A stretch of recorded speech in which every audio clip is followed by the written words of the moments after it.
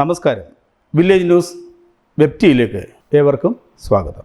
ഗണേഷ് കുമാർ മന്ത്രി എന്ന നിലയിൽ വിജയമാണ്.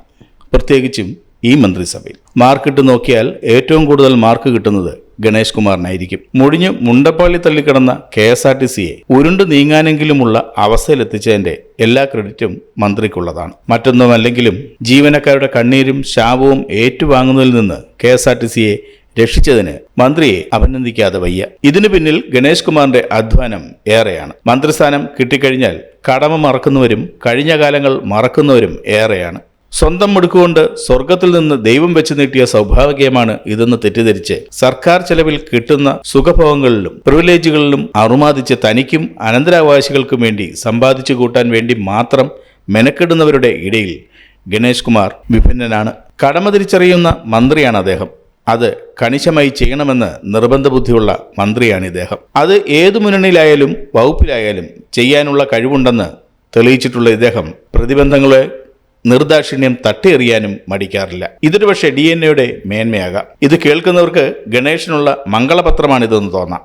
അല്ല, ഏതൊരു കാര്യം പറയുമ്പോഴും അതിൻ്റെ ഇരുവശവും ചൂണ്ടിക്കാട്ടണമല്ലോ. അതുകൊണ്ടാണ് ഇത്രയും കാര്യങ്ങൾ ആമുഖമായി പറഞ്ഞത്. ഗണേഷിന്റെ ഈ കഴിവുകളെല്ലാം പത്തനാപുരംകാർക്കറിയാം. അതുകൊണ്ടാണ് ഗണേഷ് മത്സരിക്കാൻ തുടങ്ങിയിട്ട് ഇന്ന് വരെ പത്തനാപുരം കൈവിടാത്തത്. ഭൂരിപക്ഷത്തിൽ ഏറ്റക്കുറച്ചിലുകളൊക്കെ ഉണ്ടായിട്ടുണ്ടെങ്കിലും മന്ത്രിയെ ഇന്ന് വരെ പത്തനാപുരംകാർ ജയിപ്പിച്ചിട്ടേ ഉള്ളൂ, പരാജയപ്പെടുത്തിയിട്ടില്ല. പക്ഷേ ഇത്തവണ കാര്യങ്ങൾ അത്ര ശുഭമാണോ? അല്ലെന്നാണ് പത്തനാപുരത്തു നിന്നുള്ള റിപ്പോർട്ടുകൾ. മന്ത്രിയോടുള്ളതിനേക്കാൾ രോഷം മന്ത്രിസഭയോടുണ്ടെന്നാണ് കേരളത്തിലെ മറ്റു വിഭാഗം ജനങ്ങളെപ്പോലെ തന്നെ പത്തനാപുരംകാരും തദ്ദേശ തെരഞ്ഞെടുപ്പിൽ തെളിയിച്ചത്.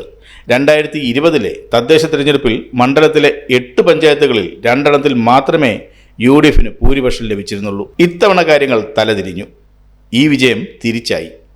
2 മാത്രമേ LDF കയ്യിലുള്ളൂ, 6 UDF കയ്യിലായി. ബ്ലോക്ക് ജില്ലാ പഞ്ചായത്തുകളുടെ അവസ്ഥയും ഇതുതന്നെയാണ്. എന്നാൽ ഇതൊന്നും തന്നെ ബാധിക്കില്ലെന്നാണ് മന്ത്രിയുടെ നിലപാട്. പത്തനാപുരം ഇത്തവണയും തന്നെ ജയിപ്പിക്കുമെന്ന് മന്ത്രി കരുതുന്നു. അതിനുള്ള ഗ്രൗണ്ട് വർക്കുകൾ ആരംഭിച്ചു കഴിഞ്ഞിരിക്കുന്നു.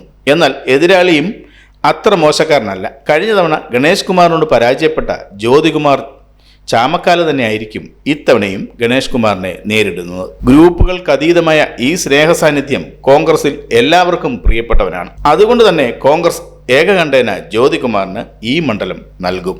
ഒരു തവണ മണ്ഡലത്തിൽ പരാജയപ്പെട്ടപ്പോൾ ഓടി ഒളിച്ച് സുരക്ഷിതമായ മണ്ഡലം തേടാനല്ല ജ്യോതികുമാർ ശ്രമിച്ചത്. മറിച്ച് ഈ മണ്ഡലത്തിൽ സ്ഥിര താമസക്കാരനാക്കാനാണ്. മണ്ഡലത്തിൽ വീട് വാടകയ്ക്കെടുത്ത് സ്ഥിര താമസമായി മണ്ഡലത്തിലെ ജനങ്ങളുമായി ദൈനംദിന ഇടപഴകിയാണ് ജ്യോതികുമാറിന്റെ പ്രവർത്തനം. തദ്ദേശ തെരഞ്ഞെടുപ്പിൽ UDF വിജയത്തിന്റെ പ്രധാന കാരണവും അതുതന്നെ. ഈ അനുകൂല സാഹചര്യത്തിൽ കോൺഗ്രസ് ആളി കത്തിക്കാനിടയുള്ള മറ്റൊരു തുറുപ്പുചീട്ടായിരിക്കും ഉമ്മൻചാണ്ടി വികാരം. പരേതനായ ഉമ്മൻചാണ്ടി കേരളം കണ്ട ഏറ്റവും ജനകീയനായ നേതാവായിരുന്നു. സാധാരണ ജനങ്ങളുടെ നെഞ്ചകത്തെ നൊമ്പരങ്ങൾ ഏറ്റുവാങ്ങി അവയ്ക്ക് പരിഹാരം കാണാൻ ശ്രമിച്ച ജനങ്ങളുടെ കുഞ്ഞുഞ്ഞായിരുന്നു അദ്ദേഹം. അദ്ദേഹത്തോടുള്ള ജനങ്ങളുടെ വികാരവായ്പ് അദ്ദേഹത്തിന്റെ മരണശേഷമാണ് കേരളം തിരിച്ചറിഞ്ഞത്. കഴിഞ്ഞ തെരഞ്ഞെടുപ്പിൽ അദ്ദേഹം ജീവിച്ചിരിപ്പുണ്ടായിരുന്നു, ആരോഗ്യത്തോടെ മത്സരരംഗത്തുമുണ്ടായിരുന്നു. എന്നാൽ ഈ തെരഞ്ഞെടുപ്പിൽ അദ്ദേഹമില്ല. ആരും ആഗ്രഹിക്കാതെ പ്രതീക്ഷിക്കാതെ അദ്ദേഹം യാത്രയായി. ഉമ്മൻചാണ്ടിക്ക് തങ്ങളുടെ ഹൃദയത്തിൽ എന്തായിരുന്നു സ്ഥാനമെന്ന് ജനം സ്വയം തിരിച്ചറിഞ്ഞതും വേർപാടിന്റെ നീറ്റിലും അനുഭവിച്ചതും അതിനുശേഷമാണ്. ഇത് അദ്ദേഹത്തോടുള്ള സ്നേഹം പല മടങ്ങായി വർദ്ധിപ്പിക്കാൻ ഇടയാക്കിയിരിക്കുന്നു. അദ്ദേഹത്തിന്റെ കാലംഘട്ട മരണത്തിന് ഉത്തരവാദികളായവരോടുള്ള രോക്ഷവും അവരുടെ മനസ്സിൽ പുകഞ്ഞുകൊണ്ടിരിക്കുന്നു. ജീവിച്ചിരുന്നപ്പോൾ ഉമ്മൻചാണ്ടിയെ ശരമുനയിൽ കോർത്തവരിൽ പ്രമുഖനാണ് ഗണേഷ് കുമാർ എന്ന് ജനം വിശ്വസിക്കുന്നു. ആ വികാരത്തിന്റെ ഒരു പ്രതിഫലനമായിരുന്നു കഴിഞ്ഞ ദിവസം പത്തനാപുരത്ത് ചാണ്ടി ഉമ്മൻ നടത്തിയ പ്രസംഗം. എന്നെ പോലെ തന്നെ സ്നേഹിച്ചിരുന്ന ഗണേഷ് അപ്പായോട് ഇത് ചെയ്യുമെന്ന് കരുതിയിരുന്നില്ല. ഈ വാക്കുകൾ ജനത്തിൻ്റെതായിരുന്നു. ബുദ്ധിയുള്ള ഒരു രാഷ്ട്രീയക്കാരനായിരുന്നു ഗണേശെങ്കിൽ ഇത് കേട്ടില്ലെന്ന് നടിക്കേണ്ടതായിരുന്നു.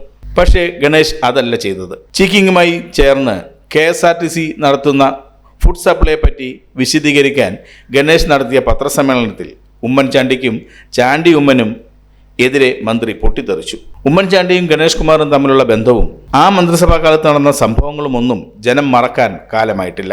ഗണേഷ് കുമാർ ഉമ്മൻചാണ്ടിയോട് കാട്ടിയ അനീതിക്കെതിരെ ജനമനസ്സിലുണ്ടായിരുന്ന തീ ഊതിയാളിക്കാനാണ് ഗണേഷിന് ഇതിലൂടെ കഴിഞ്ഞിരിക്കുന്നത്. ആ തീ ആളും കോൺഗ്രസ് ആ തീ ആളി കത്തിക്കും. ഗണേഷ് കുമാറിനെതിരെയുള്ള പകയും വേദനയും മനസ്സിൽ സൂക്ഷിക്കുന്ന ഉമ്മൻചാണ്ടിയുടെ മക്കൾ ആ തീയുമായി പത്തനാപുരത്തെത്തും. അത് ചാണ്ടിയുമ്മൻ മാത്രമായിരിക്കില്ല. അച്ചൂമ്മനും മറിയുമ്മനും മണ്ഡലത്തിലെത്തും. അവർ പടർത്തുന്ന കാട്ടുതീയെ അതിജീവിക്കാൻ ഗണേശന് കഴിയുമോ എന്നുള്ള കാര്യം തെരഞ്ഞെടുപ്പ് കഴിഞ്ഞാലേ കേരളത്തിന് തിരിച്ചറിയാനാകൂ. കൂടുതൽ വാർത്തകൾക്കും വിശേഷങ്ങൾക്കുമായി village news web TV subscribe ചെയ്യുക, ലൈക്ക് ചെയ്യുക, ഒപ്പം കമന്റ് ആൻഡ് ഷെയർ കൂടി ചെയ്യുക.